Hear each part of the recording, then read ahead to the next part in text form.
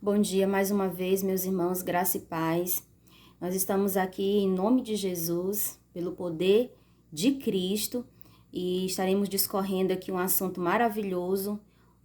O assunto o Apocalipse fala de um santuário no céu. Um santuário no céu? Pasme, sim, existe um santuário no céu. E nesse santuário está sendo realizado algo maravilhoso em prol de mim e de você, uma obra mediadora de Cristo Jesus. E nós vamos aqui discorrer na Bíblia, nós vamos mostrar aqui nas Escrituras tudo aquilo que nós estamos falando aqui em nome de Jesus, tá bom?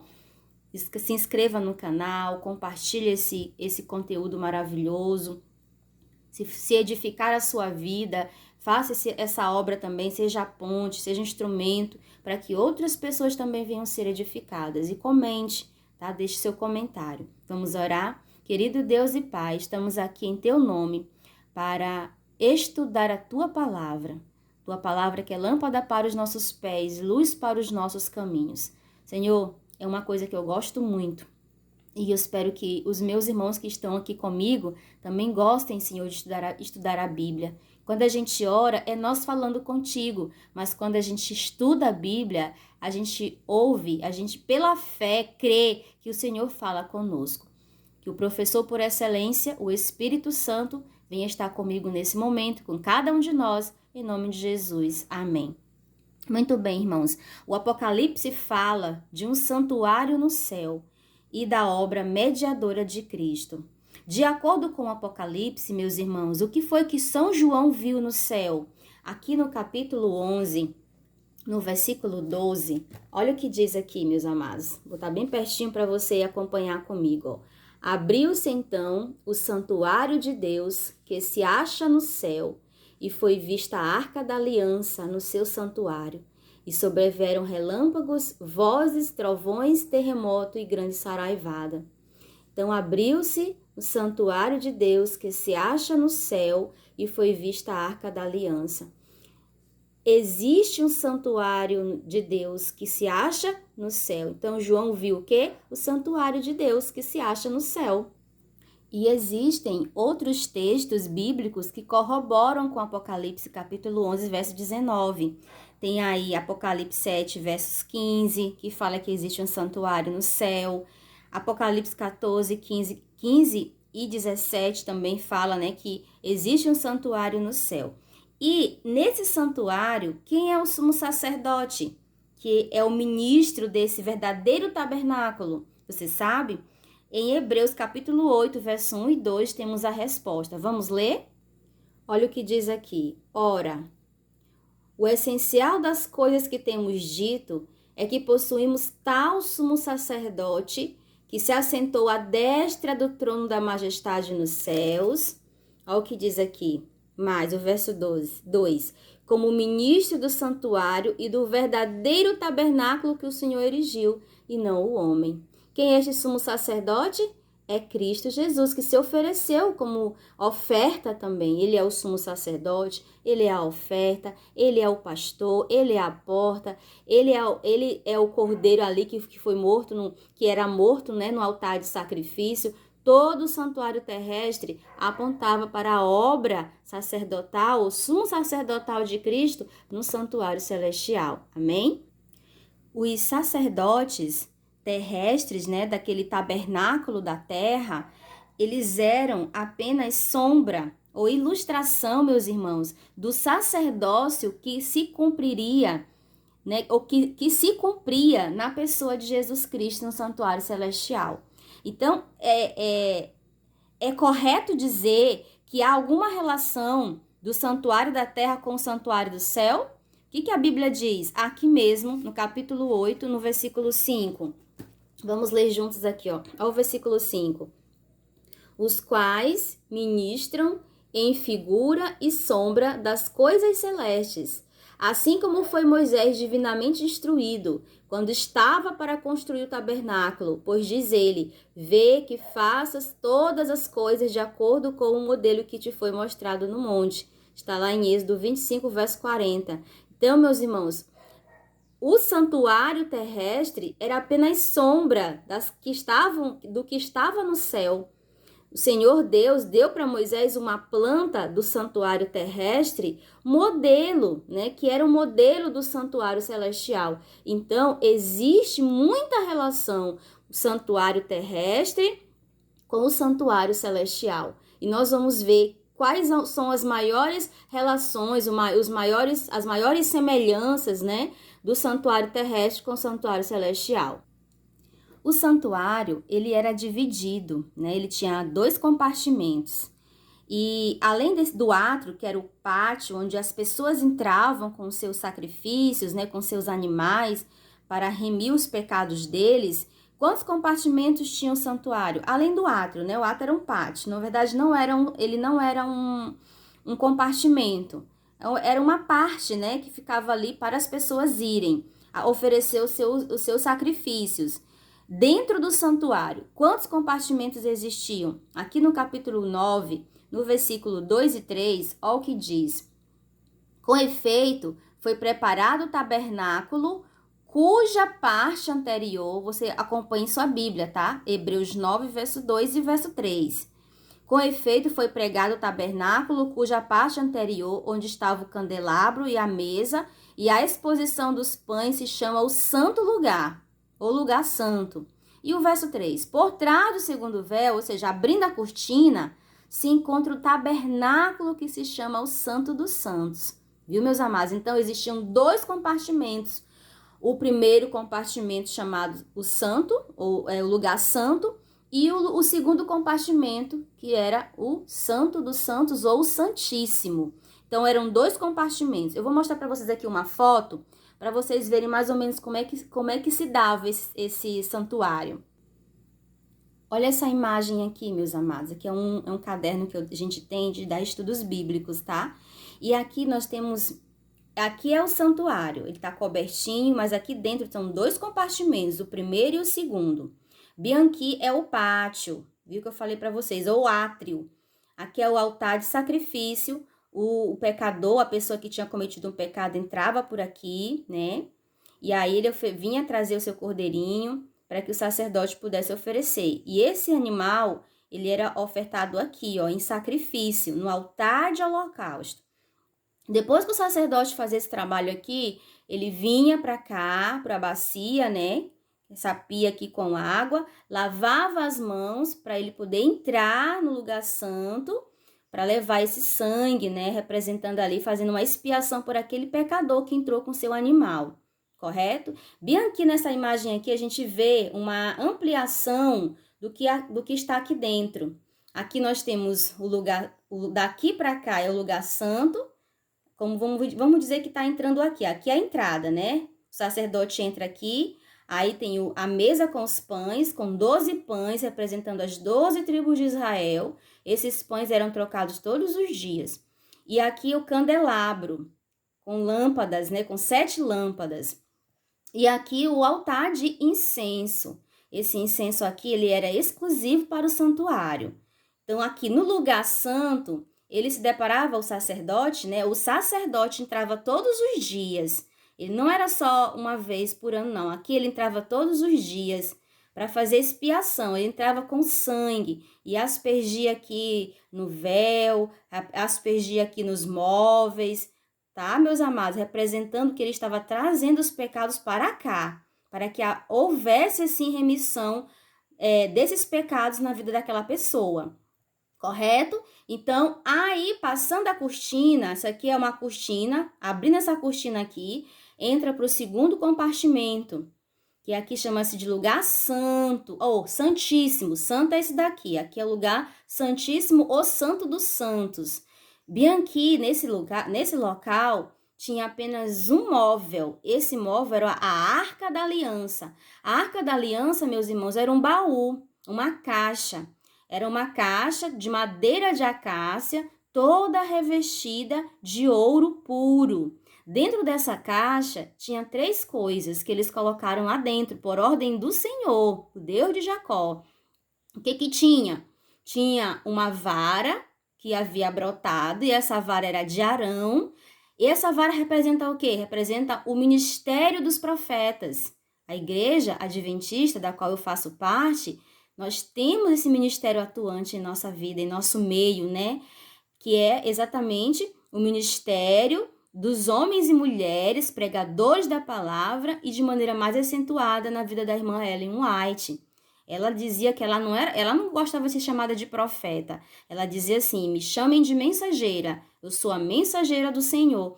Então ela trouxe muitas mensagens. As mensagens da irmã Ellen White não contradizem a Bíblia. A mensagem da irmã Ellen White não se choca com as escrituras, pelo contrário, ela diz assim: aponto-vos a Bíblia somente. Apenas os escritos da irmã White é como se fosse uma lupa para ampliar o nosso entendimento das escrituras sagradas. E o que mais tinha dentro do baú, dessa caixa, né? Que era exatamente a Arca da Aliança. Tinha também uma porção do maná.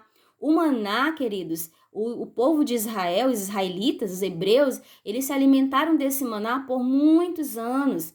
De 38 a 40 anos, né? Eles ficaram ali se alimentando desse maná. E Deus ordenou que Moisés colocasse dentro dessa caixa uma porção do maná. E esse maná representa o quê? Representa a reforma da saúde. O maná era um alimento totalmente nutritivo, suficiente para suprir as necessidades nutricionais dos hebreus, dos israelitas, e representa exatamente a reforma da saúde que nós precisamos viver. As reformas da saúde, fazer uso dos 8 remédios naturais. Eu até copiei aqui os 8 remédios para nós, ó. Quais são os 8 remédios naturais de Deus? Exercício físico, repouso, ar puro, alimentação natural, temperança, água pura, luz solar e confiança em Deus. Tem outros também, mas esses aqui são os principais. E esses remédios naturais do Senhor, nós precisamos fazer uso dele. E esses remédios são ali exatamente representados pelo maná que o Senhor mandou que Moisés colocasse dentro da arca. E o que mais que o Senhor mandou que Moisés colocasse dentro da arca? As tábuas dos 10 mandamentos. Queridos, isso aqui não é em vão. Tudo que está contido nas Escrituras tem um porquê, tem uma finalidade, encerra uma lição. E os 10 mandamentos é o código de ética de Deus para os seus filhos aqui no planeta Terra. Os 10 mandamentos não foram abolidos. Tanto é que Deus mandou que colocasse aqui dentro, no lugar santíssimo. E aí a tampa dessa caixa era chamada de propiciatório. Em cima desse propiciatório tinha 2 querubins, um voltado para o outro, né? Representando a glória de Deus, a presença de Deus, a reverência pela presença de Deus. E era bem aqui que Deus se manifestava quando ele falava com seu povo, com uma fumaça, né, que subia. E quem que trabalhava aqui nesse lugar santíssimo? O sumo sacerdote, ele entrava aqui uma vez por ano. Nós vamos ler já na Bíblia, tá? Eu tô apenas fazendo aqui um resumo para vocês, mas nós vamos já ler na Bíblia tudo isso. Então, eu creio que vocês entenderam um pouquinho, né? Esse santuário aqui é esse mesmo aqui ampliado, tá, meus amados? Então, tudo isso aqui, queridos, representa quem? Representa Cristo e a obra mediadora de Cristo em favor de cada um de nós, em favor do seu povo. Essa obra, ela deu-se início, né? Na verdade, ela foi realizada na cruz do Calvário, mas ela continua no santuário celeste. Por isso que eu preciso falar para vocês que, como já provei, né, lá em Apocalipse 11, verso 19, existe um santuário no céu. E a mesma obra que era realizada aqui no santuário terrestre, meus queridos, também é realizada no santuário celestial. E você precisa compreender isto e aceitar. O apóstolo Paulo diz: fiel é a palavra e digna de aceitação. Amém? E quais eram os serviços que eram realizados no santuário? Já falei, né? Era o serviço diário e o serviço anual. Aqui em Levítico, capítulo 28, versículo 3 e 4, diz aqui, ó, que aqui refere ao serviço diário. Deslizar, esta é a oferta queimada que oferecereis ao Senhor dia após dia, ó, todos os dias. 2 cordeiros de 1 ano sem defeito em contínuo holocausto. Um cordeiro oferecerás pela manhã e outro ao crepúsculo da tarde. Amém? Então, era todos os dias, era feito um trabalho, né, diário, e era 2 vezes por dia, de manhã e à tarde. Vamos ler Levítico 4, versículo 2. Olha o que diz aqui, ó. Fala aos filhos de Israel dizendo: quando alguém pecar por ignorância contra qualquer dos mandamentos do Senhor, por fazer contra algum deles o que não se deve fazer, né? Então, quando eles pecavam por ignorância contra os mandamentos do Senhor, eles tinham que levar um animal, um cordeiro, né? E aí os versos 27 a 30, olha o que diz aqui, no mesmo capítulo. 27 a 30. Deixa eu localizar aqui. Achei. Se qualquer pessoa do povo da terra pecar por ignorância, por fazer alguma das coisas que o Senhor ordenou se não fizessem e se tornar culpada, ou se o pecado em que ela caiu lhe for notificado, trará por sua oferta uma cabra sem defeito pelo pecado que cometeu. E porá a mão sobre a cabeça da oferta pelo pecado e a imolará no lugar do holocausto. Então, o pecador levava essa cabra sem defeito e ele mesmo imolava, ele mesmo matava aquele cordeiro para remir os pecados que ele tinha cometido por ignorância. Certo, meus amados? Esse serviço, que nós acabamos de ler alguns textos, eram os serviços diários, todos os dias, 2 vezes por dia. O sacerdote fazia esse trabalho, junto com a pessoa que estava levando, né, a cabra, o animal, que tinha pecado por ignorância. E não findava o trabalho, não findava ali. Ele pegava aquele sangue que foi imolado o animal e levava para dentro do santuário. Gente, tudo isso tem um significado muito grande. Quem é o cordeiro? Quem é esse animal que morria? Representava quem? Representava Cristo Jesus. O Senhor Deus, ele colocou essa obra ali para os israelitas, para eles entenderem o que deveria acontecer. A Bíblia diz que sem derramamento de sangue não há remissão de pecados. Foi necessário que Jesus morresse por nós. E ele trouxe esses símbolos exatamente para que o povo não esquecesse que isso iria acontecer, que Jesus viria morrer como uma oferta, né? Se oferecer como uma oferta para remir os nossos pecados. Mas o trabalho não encerrava. Existia também o trabalho que era o anual, que chamava de o dia da expiação, ó. Capítulo 16 de Levítico. Eu peço que você leia todo esse capítulo. Você vai entender, ó, uma vez por ano. E ele simbolizava, né, a remoção dos pecados. Era necessário fazer uma purificação no santuário, porque todo o santuário estava contaminado do sangue dos pecadores, dos hebreus, dos israelitas. Então, nesse dia aqui, dia da expiação, que era o 10º dia do 7º mês, era realizada essa festa, essa cerimônia soleníssima. Você precisa estudar isso aqui, isso é incrível, extraordinário. E esse trabalho aqui, essa obra, ela era realizada uma vez por ano, como eu já falei, o 10º dia do 7º mês, tá? Vamos ler aqui o versículo 29 do capítulo 16 de Levítico. Isto vos será por estatuto perpétuo. No 7º mês, aos 10 dias do mês, afligireis a vossa... Deixa eu aumentar aqui um pouquinho. A vossa alma e nenhuma obra fareis, nem o natural, nem o estrangeiro que peregrina entre vós. Aí o verso 30. Porque naquele dia se fará expiação por vós, para purificar-vos, e sereis purificados de todos os vossos pecados perante o Senhor. Aí o verso 34. Isto vos será estatuto perpétuo, para fazer expiação uma vez por ano pelos filhos de Israel, por causa dos seus pecados. E fez Arão como o Senhor ordenara a Moisés. O verso 16 fala o porquê que era necessário que acontecesse essa purificação. Ó. Assim fará expiação pelo santuário, por causa das impurezas dos filhos de Israel e das suas transgressões, e de todos os seus pecados. Da mesma sorte fará pela tenda da congregação que está com eles no meio de suas impurezas. Então era necessário que acontecesse essa cerimônia de purificação por causa das impurezas dos filhos de Israel, porque o sangue que foi contaminado era levado para dentro do santuário, queridos. E nesse dia o Senhor disse que era para fazer uma cerimônia de purificação no santuário, né? Do santuário que estava contaminado pelos pecados dos israelitas. E todo esse trabalho, esse ritual, essa cerimônia, ela apontava para o quê, meus amados? Aqui, Hebreus 9, versículo 23 e 24, diz assim, ó, era necessário, portanto, que as figuras das coisas que se acham nos céus se purificassem com tais sacrifícios, mas as próprias coisas celestiais com sacrifícios a eles superiores. Era preciso ser feito algo muito maior do que era feito no santuário terrestre. Porque Cristo não entrou em santuário feito por mãos, figura do verdadeiro, era só uma figura do verdadeiro santuário. O santuário terrestre era apenas uma figura do santuário, né, terrestre.